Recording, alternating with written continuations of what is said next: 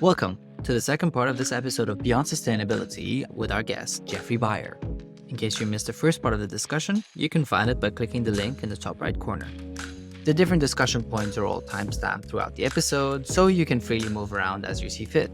I think this gives me really a good scope to jump in more to the technology side of things. I want to talk about smart buildings since you brought it up, but let's take a little U-turn and come back to it.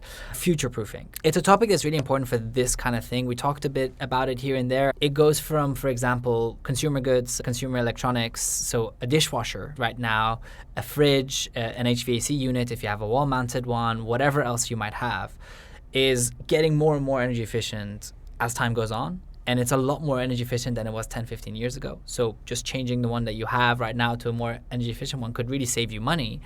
But the question always becomes to me, when do you do it? At a micro level, it's easy to think about, but when you're talking macro level, when you're talking an industrial player and they're thinking, okay, we want to change everything we're doing. Should we do it now? Should we do it next year? What's the best practice? And I'll give you a little analogy. When you're thinking about buying a new phone, right? The new iPhone's coming out in 1 month. Do you buy the old one now? Do you wait for the new one to come out? Do you wait for the new one to come out and then buy the old one because you expect the cost to go down? And that's sort of the best analogy, because the technology with phones is linear. It comes every September with this phone, and this phone comes out every January or March and whatever else. But with these technologies, we don't know when the next big thing is coming. So you're almost scared, if I invest so much now and in 1 year, something that's 20% more effective comes out, I've lost out on essentially 20% worth of savings, right? How should companies, industrial players, governments think about this as a factor? Technology breakthroughs that have major cost implications aren't that frequent. And we see an energy efficiency rate of, between 2 and 3% a year. Okay. In general. Over a 10-year lifespan of a piece of equipment, that's a huge change, right? It could be 20 or 30% less energy intensive than it was when you bought it, if you were to replace it today. Mm-hmm. We don't see this massive leap. Okay. In energy efficiency all the time. I think it can make a bit of a predictable thing and an assessment, and it's actually not as hard as you might think. So you can look at the cost of a new asset.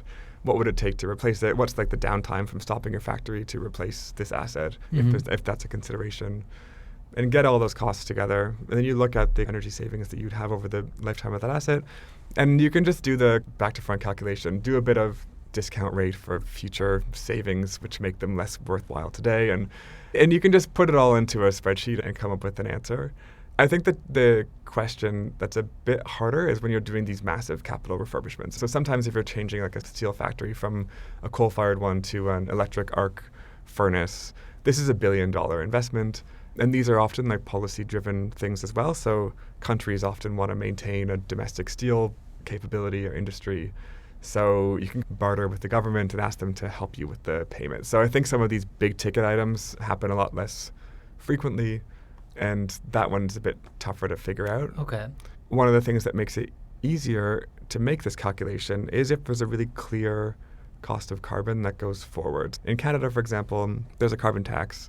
It started at $20 a ton Canadian, and had a predictable, it was going to go up $5 a ton every year until 2030, and it would be like $150 a ton by 2030. So you can see this really clear future cost, right? Interesting. Okay. And then you'd know, okay, today my equipment costs this much. This is the carbon tax for that, or the kind of penalty I'm going to pay. So do I do it today or next year or the year after? And you can factor in the asset replacement costs, because you've got a really clear policy framework and you really know what it's going to cost you if you wait for a year or wait for 3 years, because the carbon price will go up. And anyway, it just makes it a lot clearer for investment decisions. And this kind of policy certainty is what everyone always asks for. And in that case, a carbon tax gave that really clear outline. So what's this $5 a year based on? Is it just we need to hit this target by 2030? If you don't do it now, it's going to cost you more to do it later? Is that the idea behind it? Or yeah, and it gives companies certainty about what their investment decisions should be. This is where I think an emissions trading system is challenging, because you don't know for sure what the cost of carbon is going to be in 5 years. So there's all this uncertainty about, do we invest or not? I don't know. And you've seen this wild price fluctuation in terms of carbon credits in the emissions trading scheme. It becomes more of a gamble, whereas if you have this certainty, it's just a rational choice. So because there's not going to be revolutionary innovation in most of these sectors, we should just tell people to start investing now. Is that what you're saying? Yeah, invest where it makes economic sense to do. But what if you're constructing a building now and then the cost of BIPV goes down significantly in 2 years? Is that something that can really happen, or? Yeah, honestly, like this did happen with solar itself. Solar PV, the price has fallen by 85-90% in the past since 2010. Huge reduction in cost. And the costs are coming down so fast, actually, that this is a big challenge in India, which is running these big auctions where they said we have a gigawatt, we're going to procure a gigawatt of solar. Who can put in the lowest price bid, and we'll select you as the person to build this PV. So companies would bid in these ridiculously low prices because they could see the cost curve coming down, and they wanted to get a foothold in the industry and really become the big solar player in India. So they really underbid what the current prices were. They're like, yeah, we can deliver for 10 cents a megawatt, or 5 cents, 4 cents a kilowatt, like really rock bottom prices. And then they would win the concession because they had the lowest price, but then drag their feet for years with actually building it because they were just waiting for the price to come down. And it was like the economically rational thing to do because they weren't really tied really strictly to building on a certain, and they could build like 10 megawatts this year and maybe 100 next year and then wait to build the gigawatt until the price of solar came down. So yeah, that's an issue in some of these really breakthrough things, and solar was one of those things. I think actually this is one of the things holding up hydrogen a little bit, is like people expect the price of hydrogen to collapse. I personally expect the price of hydrogen to come down quite fast. There's so many breakthroughs on the horizon. And I think it's spooking a lot of people who don't want to sign these long-term offtake agreements at today's high price because they're waiting until tomorrow's lower prices come through. Yeah, in some industries that are really breakthrough, that's definitely an issue. For energy efficiency, I think that it's a lot more. But not necessarily just for energy efficiency, for renewable integration, right? Yeah. What do you do there? Yeah, offshore wind is a good example. Yeah, actually. So I worked at the Offshore Renewable Energy Catapult for a while, and big energy, like a clean tech center of excellence for offshore wind, wave and tidal power. And the big goal, I think at the time, I was there in 2015 maybe, the big goal, the cost was about £120 or £140 per megawatt of installed capacity. And the goal by 2020 was to get it down to £100. That would have been a huge success in 5 years to reduce the cost by 40 quid, going from 140 to 100. By the time 2020 rolled around, the cost of offshore wind was like 80 or 75 dollars a megawatt, and now they're doing strike prices of like 65 or lower. The costs fell way faster than people expected, and it shook the industry a lot, right? Some of these big players who had planned for a much more expensive future. I don't know. It's just hard when you don't have expectations for where the price and cost of things are going to go. It makes business decisions really difficult to make, and the more certainty you can give, the better. So in the UK, they had something called a strike price, where you guarantee a certain level of pricing for the power produced by projects that are in a certain round of bidding. And that basically made sure that everyone who put forward a project in that round was going to get a price that, for the lifetime of the project, that allowed them to earn a small profit. And you need to create these mechanisms in these really wild environments to make sure people don't just sit on the fence. You need to motivate them with that certainty that they're going to earn a profit from their investment today. Otherwise, no one will move and will just delay. Yeah. So essentially, outside of that existing, there's not really a solution for an industrial player who's looking to invest in something like this, unless the policy comes in and incentivizes them or penalizes them for not doing it. They're not really incentivized to just come in when they want, right? It's more, okay, when it's convenient, we'll do it. Yeah, when it's convenient, or when the economics from just a pure energy savings comparison stack up. Yeah, but the problem is usually when you're talking about that, they don't look long-term. They don't even look medium-term. Stefan was saying this again. He was saying sometimes they look 1.5 years away. So if it's 2 years for the break-even point of the project, they don't even consider it because their timeline is 1.5 years, or their timeline is 1 year. If it's 1.5 years, they don't consider it. So almost that's what makes me think, how do we incentivize them to come in and do it now rather than in 2 years where it's going to be significantly cheaper? Yeah, that's where ESCOs come in, right? Yeah, so policy or ESCOs or things like that. That's why I like ESCOs so much, because they like overcome this. If in an absence of policy, they still make a lot of sense. Okay. So life cycle assessments, I don't know what your thoughts are on that. It's not going to make it, based on everything you just said, it's going to make any change to this. It's if you look into it as a methodology for capturing the data. Yeah. In terms of cost, you mean? Yeah. It depends on who the actor is. If it's a trucking company, for example, they care about operating costs, or they have at least an awareness of those compared to a private driver who doesn't like add up the cost of their petrol over 10 years and then consider if that compares to the electricity they use to charge their electric vehicle, so they're going to get an electric vehicle versus a gas car. Yeah, I don't think individuals are that rational or have that much kind of headspace. Companies are a little bit better at that. But you're right, the time horizon is sometimes too low.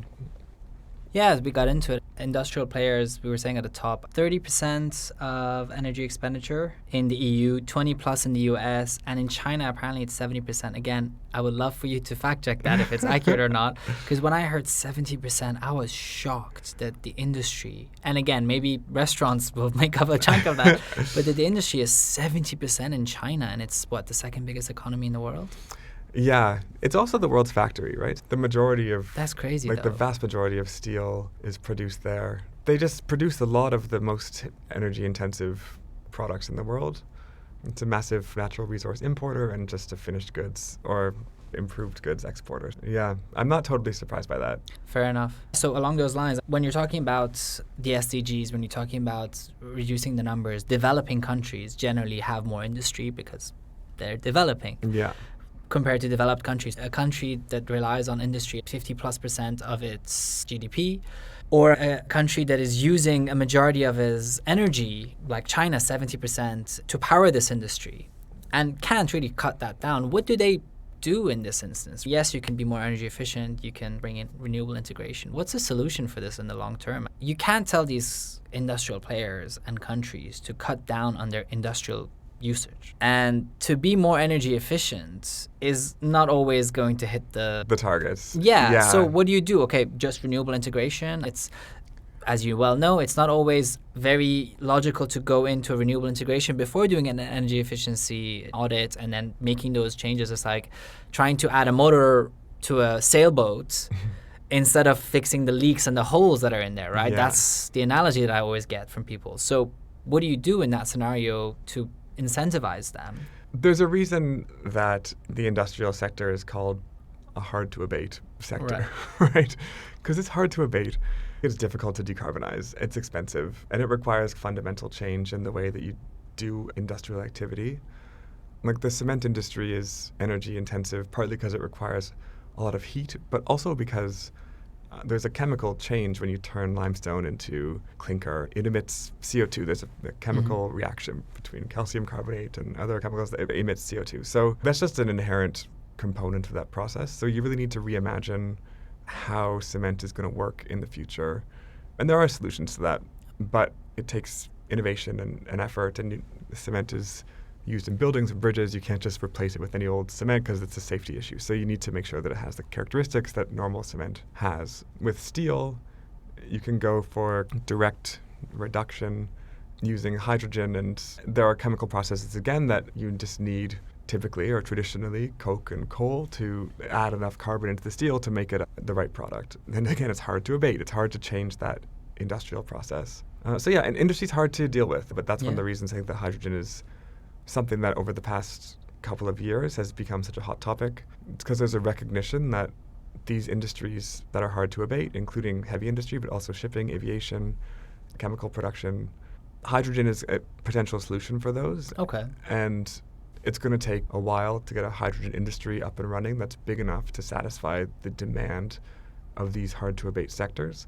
So if we're serious about net zero by 2050 and we want to make serious progress by 2030 and 2035, that's why hydrogen today is becoming such a big issue. It's because we see the writing on the wall, right? We see in 10 years, we're going to need a vast amount of hydrogen to decarbonize these hard to abate industries, which means we need to get serious about making it today and scaling up the industry today so that the supply is there when the rubber hits the road in 2035, when industry really needs to reduce. Love that pun there. Yeah, that's right. Okay, I want to touch more on hydrogen, but let's talk about carbon capture first. Sure. What about carbon capture? Everyone I've spoken to says it's so expensive at the moment, and we'll see in a few years if it reduces in cost. So it always goes back to that. What are your thoughts on CCUS as a whole, so the storage, movement, utilization of it as well? What is the writing on the wall for that? This is an area that's become more and more important. It's an area that the UAE and the region has particular capability in. It has the right geology, right? It has the right kind of underground storage capabilities, big reservoirs that can be capped. It's been using carbon capture and injection technology for 30 years, largely for enhanced oil recovery. So you can inject CO2 into these wells, pressurize them, and get more oil out. Yeah, so it's something that's a real consideration here in the region. It's also something I think globally that is in all the future climate models. So we're expecting carbon capture and storage, CCUS, utilization and storage, to play a part in the tapestry of decarbonization pathways or technologies. I personally don't think it's going to have a huge impact on the overall amount of carbon that's emitted and ultimately reduced. Okay. Partly because the sequestration, the storage potential is relatively modest, right? I think total storage potential in terms of gigatons of storage, it's between 1% and 5% of the total emissions annually. Sure, it can play a role, but is it going to play this game-changing role? I don't really think so. The cost, of course, is an issue, but just the physical storage space is another barrier. The other one is that it's not really near, oftentimes the storage space isn't actually next to a lot of the emission sources. So you need this huge transportation network of pipes carrying pressurized CO2 or to go into a storage facility somewhere else. So piping all this CO2 from, I don't know, California to Texas or where, from like Germany. Can you do anything with the CO2 UK. that's removed, or just it can just get stored? Yeah, you can do stuff with it for sure. So there's a huge industry now around the U part of CCUS, right? What is this utilization? And the initial ones are cheesy. Or so you can put it into fizzy drinks and you know, but who cares, right? That's not. I shouldn't say who cares, but it's such a small. Hey man, I've got one of those and I love it. Okay? But you're just emitting it later, right? That's the thing. So you use it and then the CO2 gets emitted anyway. So I guess you're using anyway. I think it's a relatively small. I think when it's emitted out of water, there's a difference though, right? If unless my science is really fuzzy, no pun intended. It's very fizzy. No, but it's better if it comes out of water before it goes into the atmosphere, right? Because it connects to the hydrogen or something. Am I completely wrong with that? My understanding is it's the same. Wow. But damn. Yeah, but there are there's lots of ways to use carbon. I think there's a real industry to figure out how do we use this carbon, and it takes away some of the issue around the storage potential. Yeah. Right? So if you can actually use it for something productive, that's great. Any examples come to mind? Yeah. One of the interesting ones actually is you can take CO2 and combine it with hydrogen. You can create a syn fuel, synthetic fuel.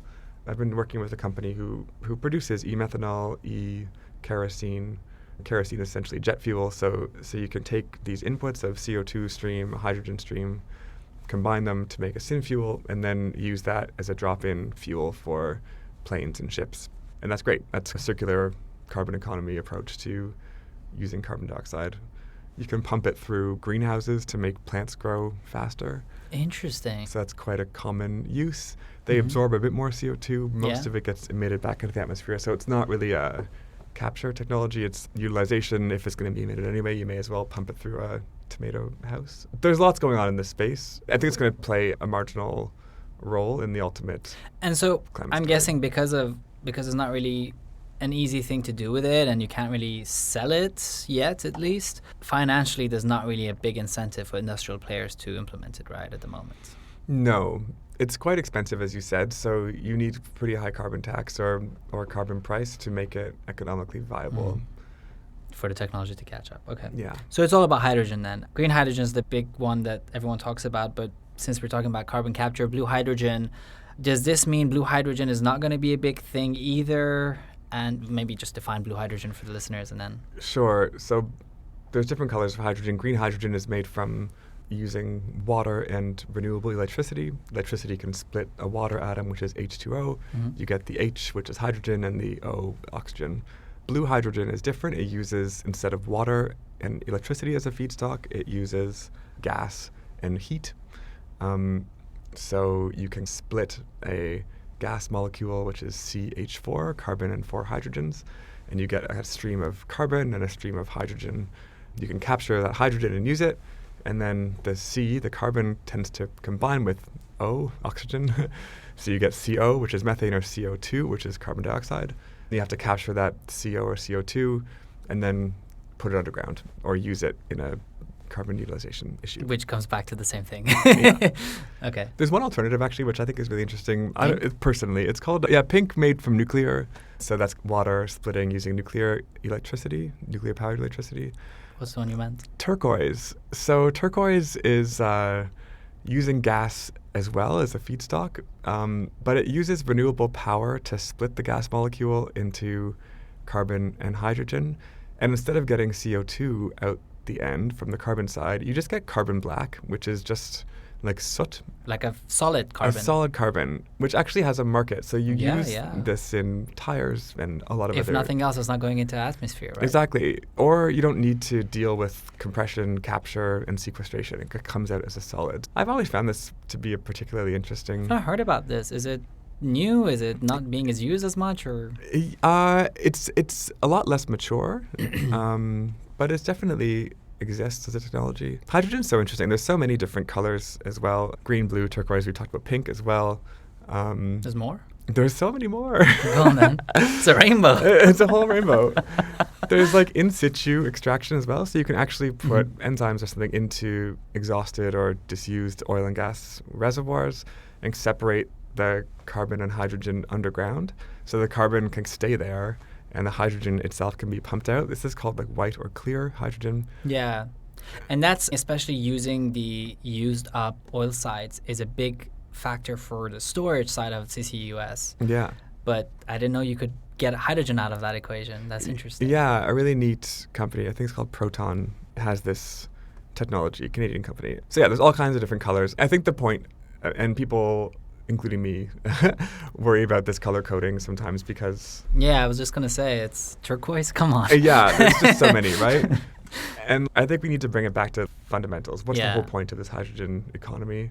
It's to decarbonize the economy, right? No one would ever use hydrogen if we didn't care about climate change. It's expensive and hard to make, and there are other fossil fuels that do the job better. The only reason that hydrogen is around is because we need to decarbonize different industries. So what that means is that the hydrogen we produce needs to be low carbon. It doesn't matter to me how it's made. What matters to me is the carbon content per kilogram of hydrogen that's produced. Even green, which is using renewable electricity. There are questions around if you're building a solar plant or a wind farm in a place where the electricity grid is not clean and you're using that renewable power to make hydrogen rather than using that renewable power to decarbonize the grid, how green is that hydrogen really? The shadow cost of carbon in that case is the grid emissions factor, right? It's how much carbon is being emitted from the grid because you could have displaced grid electricity with those renewables you're using to make green hydrogen. There's a lot of complexity around what the actual carbon content of hydrogen is. Is there room for using the excess generation when there's the non-peak hours? You could use some of that excess energy to create hydrogen, and when there's not, when it's peak time, you just use it for the grid generation? It's a bit inefficient because often it's the capital cost of hydrogen equipment that costs a lot of money. So if you're underutilizing, you want it to run the full time. You want to use it 24/7, right? Which makes it actually hard to run a renewable hydrogen facility because the sun shines for 12 hours a day and the wind maybe is unreliable. Can you guarantee enough renewable power for your hydrogen factory, your plant? It's tough, especially when the rules are such. In Europe, they've made quite strict rules around what constitutes green hydrogen and when you can use the renewable power. It has to be within the first few hours. Anyway, so there's difficult rules around. They've eased up a bit, but the policy limitations have made it a little bit more difficult for people to be confident that their investment is going to qualify as green. So what makes you so confident that the price is going to drop and it's going to go well then, given all these limitations? It's one of these early stage technologies. And because there are so many colors, as we've discussed, there's all these different technology pathways you can use. And I follow this industry fairly closely, and you can just see breakthrough after breakthrough, different ways of making electrolyzers that don't use precious metals, and that's a huge cost. Or I think the cost of renewables is going to continue to fall, and that's the biggest input cost to making hydrogen. So if renewables keep falling in terms of cost, then the price of hydrogen will continue to fall. I think that it's an industry where the whole world is really geared on innovation right now. When you looked at the solar industry, for example, in the past, like the whole world wasn't innovating. Germany was really putting a ton of money into solar innovation. They had super leading companies. China took up the mantle, and then they vertically integrated, and the costs plummeted, right? When it comes to wind, it was the UK and Scandinavia that invested so much. But that's just a handful of countries. It's not the whole world. And right now, everyone is really keen on it. For hydrogen, the innovators are here in the US, in South America, in China. Everyone is focused on this industry. So that's another component. And when you look at battery storage, for example, the cost of batteries is also following a similar cost curve to what solar did. It's plummeting. And I think part of the reason for that is, again, because there's a lot of players working on innovation, but also there's a lot of different battery chemistries that you can use. So it's not just lithium ion, but there's all kinds of different ones. When you've got that combination of a variety of production methods, lots of people and lots of countries working at it, there's really big subsidies for scale, especially in the US right now. The Inflation Reduction Act has a huge $3 per kilogram subsidy that can be stacked with renewable subsidies. So you've just got this environment which is going to allow for economies of scale and a lot of innovation coming through. For all those reasons, I think the cost of hydrogen is going to fall faster than we think. I guess the question is, do we have the rest of the puzzle figured out? Yeah, okay. And do we? So we've talked about the production. What about the storage? What about the transportation? And really, most importantly, the use of it. Yeah. What are we doing with hydrogen? Let's start with that, actually. What are some of the implications of hydrogen? What can we do with it? We can do tons with this molecule. You got to start with the puns, man.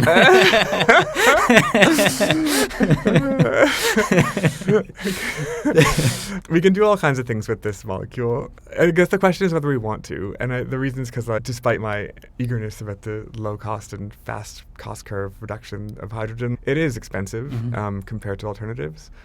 And I think what we haven't fully considered is the physical space that it takes to build these renewables to power this industry. So I think if Germany was to replace its gas use with hydrogen, like literally the entire country's geography would have to be covered in solar panels and windmills to make it work. So that's totally impractical, but it gives you a sense of replacing gas with hydrogen requires this huge footprint. That's why people expect there to be a big trade in this molecule, because there are places that are less full, like the Sahara Desert and the middle of the desert here in Abu Dhabi and all over Saudi Arabia. But there's implications in that as well, because I read somewhere that if you were to cover the entire Sahara Desert with solar panels, it would decrease the temperature so significantly that it would cause water shortages in, I think, Latin America, because of the way water flows through the oceans and whatnot. So that would actually, because the rainfall would then fall in Africa, and so it wouldn't go into Latin America. That's some of the things that you have to consider. I don't know how accurate that is, by the way. I found that on the internet, so correct me if I'm wrong. But there's long-lasting indirect implications as well, right? Yeah, for sure. This is the issue. And I think when it comes to decarbonization, a lot of these different factors have to be considered. And the physical footprint of producing all this energy is a big one to think about. This is why actually this isn't super popular either, but this nuclear concept, like using nuclear electricity to produce hydrogen, the footprint of that is a lot smaller. It's debatable because you consider the uranium mines and stuff like that. Of course. But nevertheless, it's an option or an alternative, not a cheap one because nuclear is expensive. You have to balance all these considerations. Is that the main use?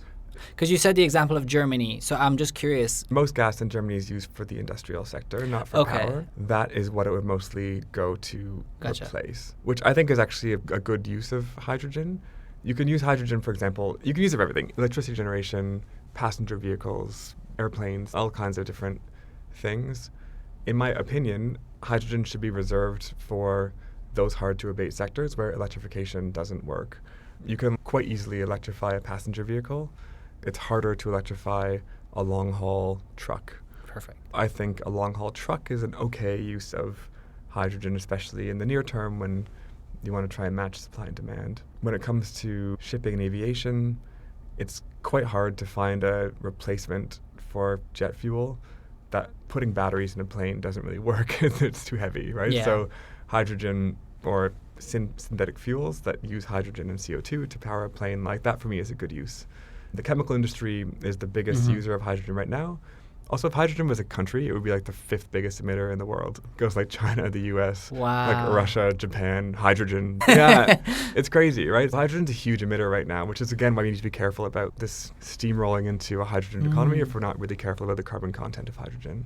So yeah, I think that these really hard to abate sectors that are potentially otherwise using hydrogen, fertilizer, another area where like ammonia is used, so another good replacement. Yeah, what are these things that are really hard to do in the absence of hydrogen? Let's put hydrogen there. If there's an alternative, then let's probably use the alternative. So for power generation itself, it's not really something that we should... It's not going to replace gas, basically, for power generation. Certainly not. What it can do, though, is manage intermittency. So if there's a period when there's very little wind and no sun, that's a big risk to a fully decarbonized grid. Batteries can manage... Only do so much. Yeah, they can manage like a short period of lack of power, but to manage a couple days, you need a longer term. So kind of like hydro is used these days as well, right? Yeah, pumped hydro, exactly. Yeah. So that's used as a good, reliable battery. But again, not every geography has a mountain. Right. So hydrogen can be used for those type of more emergency situations. But burning hydrogen, like just to power a turbine, in my opinion, doesn't make a lot of sense. Okay, so what about the transportation and storage? Transportation is always the thing that people talk about as a big challenge at the moment, at least. Yeah. Do we need pipes? Is it going to be in containers and tankers? What do you see the future of that going towards? Yeah, huge debate here as well. And again, an area for innovation. There's all kinds of different ways to transport hydrogen. There's like liquid organic carriers, and you can put it with metal and then heat up the metal to liberate the hydrogen. You can turn it into ammonia, and then, which is NH4, and then crack the ammonia at the other side, which means heating it up again to separate the hydrogen from the nitrogen. You can just directly burn the ammonia when it gets to its destination. So there's all kinds of different ways. All of them seem pretty expensive to me. Yeah, exactly. I was just going to say, and complicated. And complicated. And the energy balance isn't very good, right? If you have to compress something and then decompress it, or turn it into ammonia and then deconstruct the ammonia again, it's all of these steps take a lot of power, which makes the whole point, loses the point, right? Ultimately, I think for long-distance transport, we're going to need a big pipeline infrastructure, which I think is very reasonable. Could we tap into the existing LNG pipelines? If they become defunct eventually, they run out, right? Yeah, and you can even blend hydrogen into gas right now to decrease the carbon content of the fuel, and you can typically burn that fuel in an engine or boiler or whatever without having to do any kind of replacement before the gas gets to a certain proportion of hydrogen. So there are ways to do that. I think the more likely scenario is that we're going to see less of this huge global trade in hydrogen itself and more of a trade in the low carbon goods that hydrogen enables. So what that means is if you can use hydrogen to produce low carbon steel, then it makes more sense to make that steel in the UAE and send it to Germany than send Germany the hydrogen so it can make its own steel. I think that using these value-added products, using hydrogen to make these value-added low-carbon products, first of all, leads to a good economic diversification opportunity for hydrogen-producing countries. And the UAE is really keen to diversify its economy. And industrialization is a big part of the vision here. 100%. So making ceramics and aluminum and steel with hydrogen and shipping those normal things around the world is way easier and probably more economically beneficial than just being a resource producer and trying to bottle this difficult to ship molecule. Okay. Yeah. Is there room, I'm just thinking out loud here, is there room for on-site manufacturing and production of those resources? If it's used for fertilizers, finding a way to make the hydrogen just next to the fertilizer plant, I don't know how fertilizer is made, but making it right next to it and then creating that fertilizer on the same spot, or again, same thing with steel, aluminum. Definitely, yeah. If we're talking more domestic transport and production, it's very straightforward. You can just build your hydrogen plant next to the use case, which is definitely what's going to happen. It's easier, for example, to build a long electricity transmission wire from the desert to the hydrogen factory than it is to build a hydrogen factory in the middle of the desert and make a pipeline of hydrogen. But yeah, that's definitely how it would work. There's a big opportunity actually around co-location. They call these hydrogen valleys. So This is an opportunity to use shared infrastructure to make hydrogen. If it's blue, to put all the CO2 pipelines that would then go to inject CO2 underground. You can have a number of facilities that tap into the same CO2 backbone, often near a port, so you can produce the finished goods using hydrogen and ship them really nearby. Or if you're importing hydrogen, there's a good port infrastructure for that. These hydrogen valleys are a concept that's really taking off. Definitely in the UK, there's a few ports like Teesside, for example, and I know ADNOC is involved in some of those facilities. I would imagine in Saudi as well, where you have port cities that are right next to the desert, so you could combine all aspects of that, right? Absolutely. In Oman as well, the port of Duqm is one that's being built up as a hydrogen valley. So we're seeing this concept take off because the infrastructure is recognized as a big challenge and cost. Is it going to be sort of like energy generation is right now, so you'll have one player that provides the energy and another one who uses it, or is it going to be vertical integration across the board? Do you think it's the port operator also produces the hydrogen and also makes the whatever fertilizer or some combination thereof? Maybe they produce the hydrogen and ship it and someone else does the other ones. How do you foresee that just economically going forward? Yeah, it's a good question. I think that we're seeing energy companies, it depends on what the color is actually. So if it's blue, then a lot of like oil and gas companies are interested in hydrogen because they've got that infrastructure already. If it's green, sometimes you may see electricity companies playing in this space because the biggest input cost is electricity, so it's a natural fit. But there's a lot of innovators in this space too, so there are smaller companies trying to sell their equipment, and others that are already active in the space, like Air Liquide, for example, like Air Liquide is how it's spelled. They have been making hydrogen for years anyway, so they're ramping up there. They're like a provider of industrial gases, so that's what they do anyway. Yeah, it's a mixture. Okay, cool. So we talked about use cases. Maybe let's shift a bit to the transportation sector from industrial side. Obviously, you mentioned hydrogen could be used, for example, for long-haul vehicles. Do you foresee a shift towards the more difficult to change vehicles going on the hydrogen side and then cars and buses staying on the electrification and EV side? Yeah, I personally see electrification for passenger vehicles, for light-duty vehicles, as being the way that I think it'll go. Partly because they've got a good head start. We're already seeing a massive build-out in many countries of electric vehicle charging infrastructure. And national grids are preparing for a big change in energy use patterns based on electrification of transport.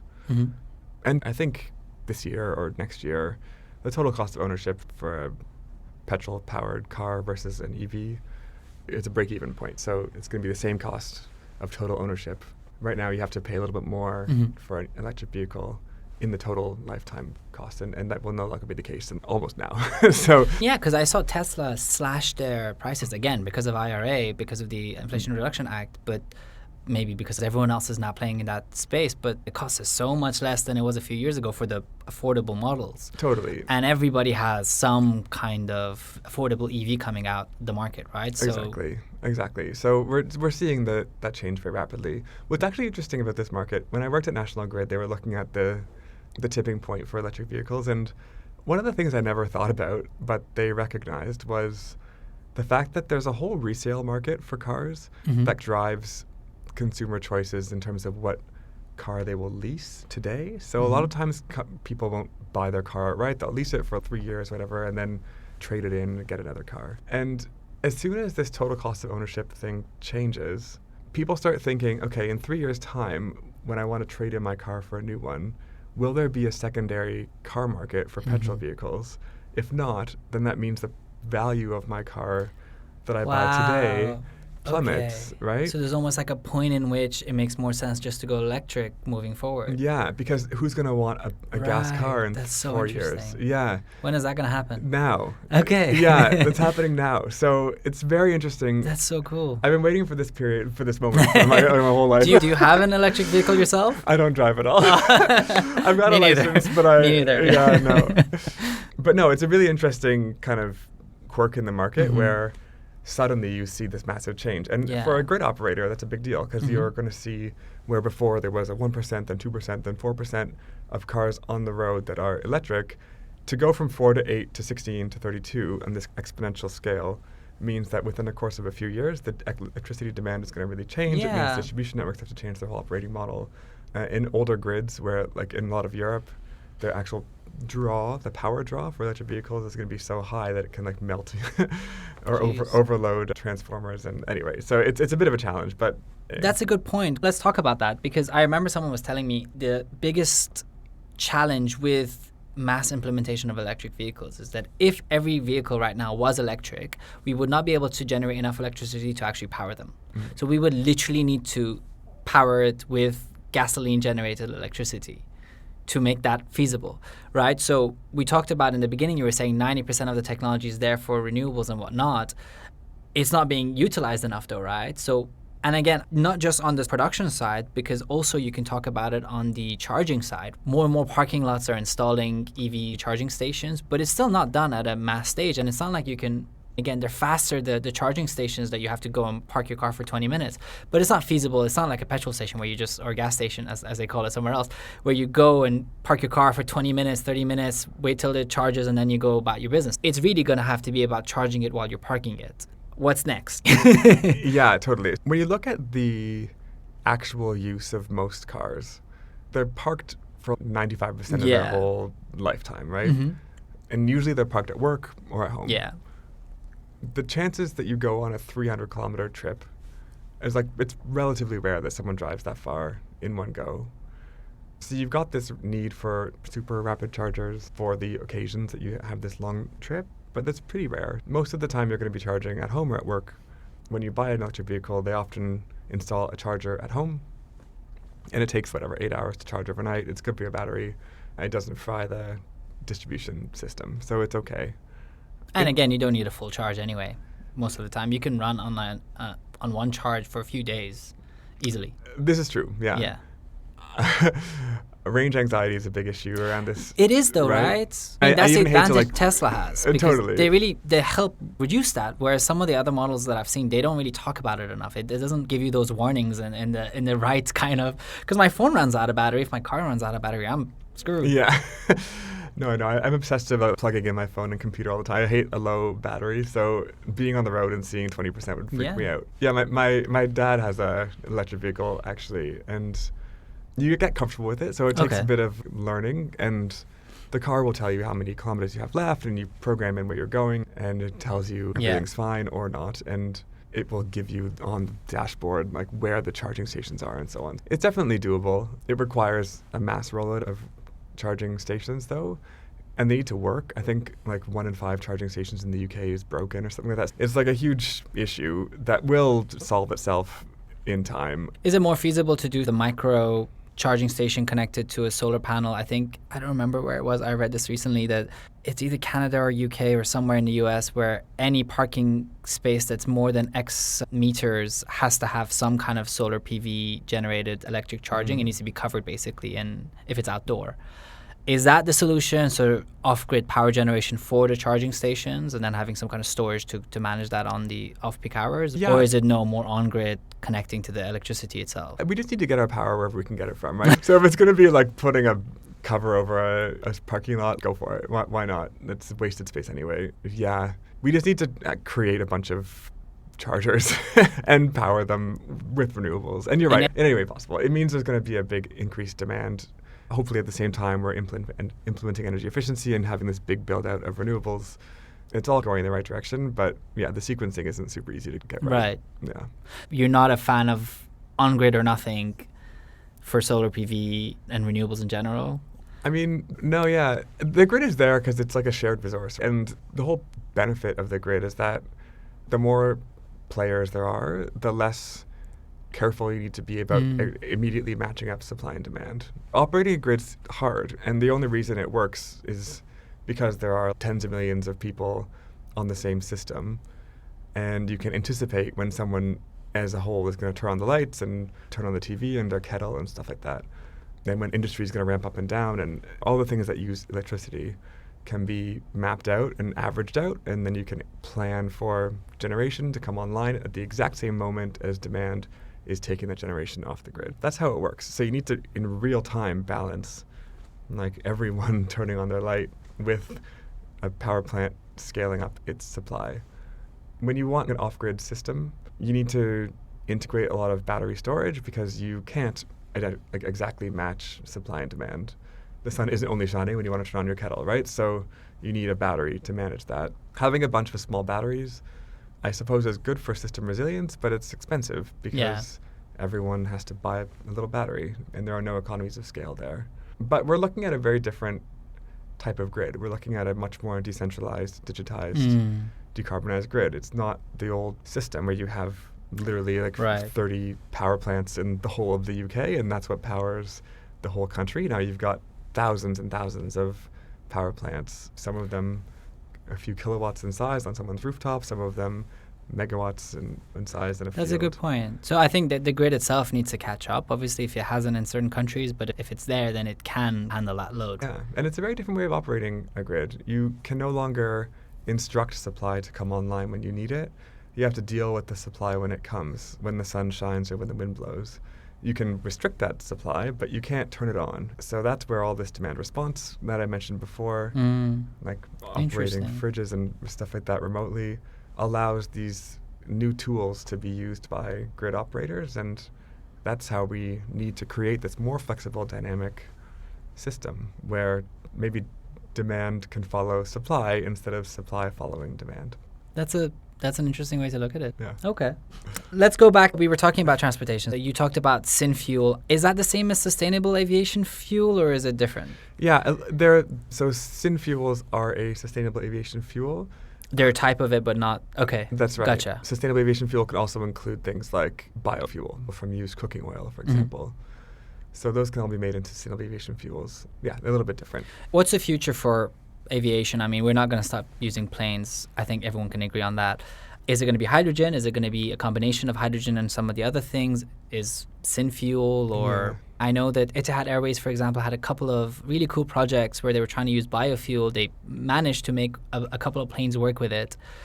But scaling that up to the entire fleet, when you're talking about huge fleets of aircraft, and not even for passenger travel, but for logistics, for cargo, supply chain and cargo, it's not going to happen. So you need something that's going to be able to use the systems that are there, right? That's what you were getting at as well. Exactly. So yeah, I think using used cooking oil and so on as waste recycling, essentially, that's great, but the scale is nowhere close. And to do straight biofuels, I think, is also dangerous in some ways because Good. we can't just grow all these palm oil trees or something, right? Right. And sometimes it works, sometimes it doesn't. I think the only real solution there that I so far understand is to use synthetic fuels. So it combines hydrogen made from a clean source, low carbon hydrogen, with captured CO2. And you can combine those two things to make kerosene, essentially jet fuel, and then burn that.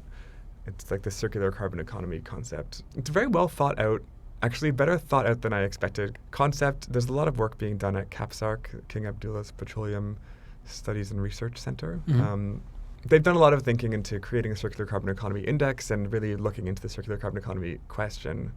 And at first blush, it can seem like a greenwashing kind of thing, but when you look into the detail and rigor that they've put into it, it's a very interesting concept. Anyway, I think the point of mentioning that is because syn fuels reflects one of these carbon reuse options where you can take CO2 that's otherwise going into the atmosphere and reuse it in a circular way. So yeah, I think that's going to be the ultimate destination for aviation, is using syn fuels to power. Using hydrogen directly, it's not powerful enough. You need to mix it with something. Yeah, and to contain hydrogen, you need high pressures, and basically making a plane with the materials that would keep hydrogen at pressure, the materials are heavy, so it makes the plane too heavy. What about hydrogen-powered, I don't want to say Hindenburg, but what do you call those things again? A blimp, or Blimps, yeah. What about blimps? A dirigible. Yeah, but they're starting to use them in places that are hard to access with no runway. Right. So making cargo lifts to very northern remote countries or just remote places where you don't have a runway, you can just float up and down. It's a kind of neat idea. It's pretty niche. They're pretty slow. Yeah, they're pretty niche and slow. But with the right application or for the right use case, it's okay. Yeah. Okay. Before we wrap up, I want to talk about one last thing, which is atmospheric carbon removal. It's one of those things that some people I've spoken to hate the dimensioning of it. And some people say, yeah, you know what? It's like a tiny cherry on top of the icing, on top of the cake. What's your thoughts on it? And maybe just give a kind of brief description of what it is, if it's even realistic, if it's going to make a difference, and if the technology is going to catch up in the long term. Yeah. So atmospheric carbon dioxide removal is all about taking out some of the CO2 from the air. Is it realistic? Yeah, it happens all the time, right? When a tree grows, right, that's atmospheric CO2 removal. There's 8 different ways you can remove CO2 from the atmosphere. They come in 4 different flavors. So one is enhanced weathering. Another one is photosynthesis and biological removal. A third is photosynthesis and conversion. And a fourth one is chemical. The first one, enhanced weathering, there are 2 options here. One of them is enhancing the alkalinity of the ocean. The ocean captures a lot of CO2 already, and it dissolves in the ocean, making the ocean more acidic, which is dangerous for a lot of reasons. It makes shells dissolve and can disrupt the food chain in the ocean because crustaceans couldn't. When you say ocean, shells. You're not talking about the algae, right? You're talking about the ocean itself. Yeah, the water itself. Right. Yeah, it absorbs CO2. It turns it into an acid. You can enhance the alkalinity of the ocean by putting kind of a calcium carbonate in the ocean, essentially. And that makes it more basic and creates a reaction where the ocean can then absorb more CO2. Is that realistic, or is that like putting an ice cube in the ocean to reduce global warming kind of thing? Yeah, done at massive scale, it could actually have an impact, a huge impact, and it's a high permanent solution. The cost is also not totally outrageous. Okay. But it's basically geoengineering in a way, and that's dicey. Yeah. There's another way for enhanced weathering called CO2 mineralization. When CO2 encounters peridotite rock, it can react with the rock and form a mineral, which is a permanent sequestration of that carbon in a mineral form. You can also inject CO2 into geothermal areas, and it can mineralize underground as well and create like a rock underground. So those are both enhanced weathering. They're decently cheap, between like $20 and like $160 per ton. It's not the best, and it has a lot of challenges, but they're options. The other ones are like photosynthetic and biological storage, so growing plants, growing forests, growing plants underwater, essentially, so taking CO2 out of the atmosphere that way. The options are cheap. The chance of permanence, like making sure it definitely stores CO2 for a long time, is pretty low. So forests can burn down, soil can be tilled, things can eat plants in the oceans. Is it super long-term? Not necessarily. Are there benefits that go beyond just CO2? Yeah, for sure. You can grow more forests. It has a biodiversity opportunity.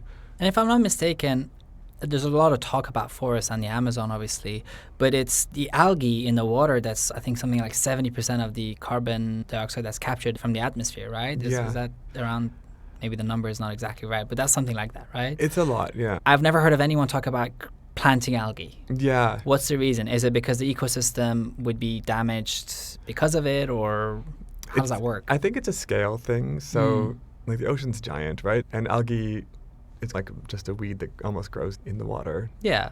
There's a limiting factor there, typically around the nutrients that go into those plants. One way of stimulating the growth of those plants is to add iron filings, essentially, into the ocean, which can stimulate the growth of algae. You can't plant it, right? No, it just floats around. So you can't just plant it.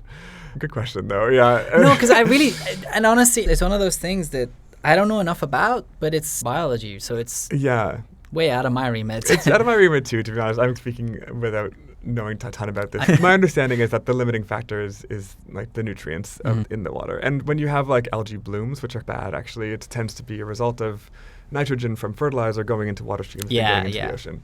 And that can take away all the oxygen and kill in the ocean because there's no oxygen left. So algae is good for CO2 removal, but has these other implications as well. The other one's photosynthesis and conversion. So you can grow plants and then turn them into biochar. So you can heat them up and it becomes like charcoal, essentially.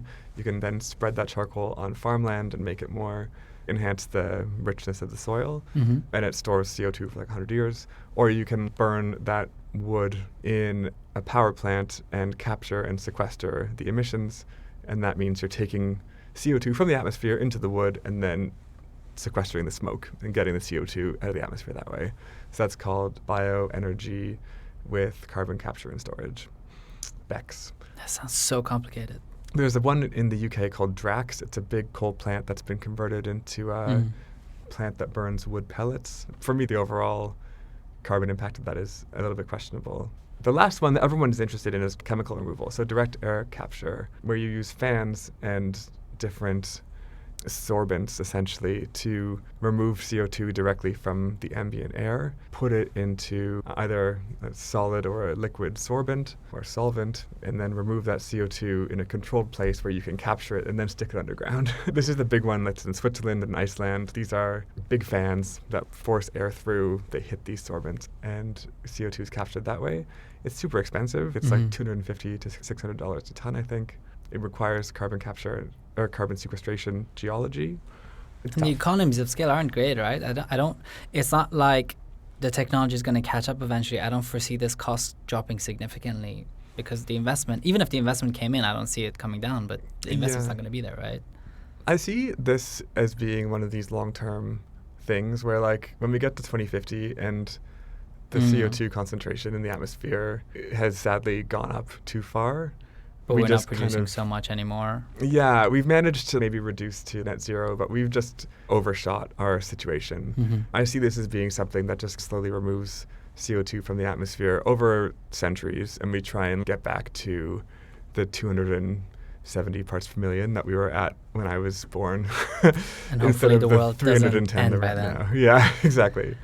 So I see it more as a long-term solution. Okay. Yeah. So not so much pie in the sky, but not really just the icing on the cake, right? Yeah, that's right. Icing's pretty delicious, and, and these aren't the best solutions. Okay. So. We talked a lot about the hardware. AI is just becoming such a big thing, and yeah, AI is a huge opportunity it's just disrupting everything right now, right? And I think we're seeing this in every different sector.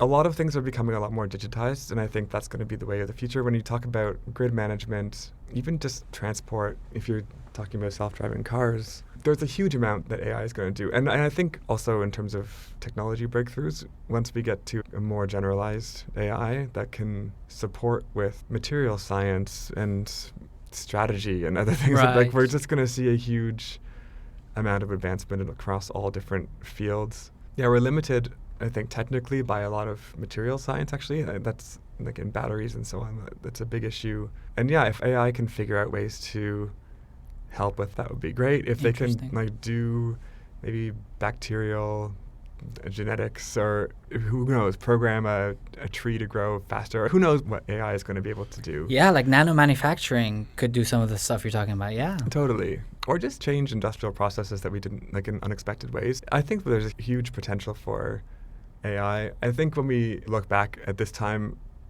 and when we hear ourselves talk about AI in 10 years' time, it'll be like when we hear people talking about the internet in 1995. Can you imagine we're sending an email? What is email? Tell me about that, Wolf. It seems absurd almost to hear somebody talking about the internet in the 1990s from today's position. Yeah. I think that we're probably going to feel the same way when we listen to this podcast in 2035. We're like, oh my God. I don't think podcasts will still work by then, but thanks for keeping us relevant. I'll bring it back. Okay. Yeah, I think we're all quite ignorant about what's going to happen, or at least I am. I think most people are either afraid of it or it's gonna disrupt everything either way, no matter what happens. Yeah. Okay, any last thoughts before we wrap up? I think we covered a lot. Just the urgency. So if anyone's listening to this that's thinking we can delay, we can't. We need to really do this right away, really fast. And we need to do it in every sector, across every country. This is the biggest, in my opinion, priority of our time. It's existential, and we need to really just sort it out. Yeah, so please act. Makes sense. Fair enough. No worries. Thank you so much, Jeffrey. It was an absolute pleasure, and thank you so much for your time. It was a great conversation. My pleasure. Thanks for having me. Thank you.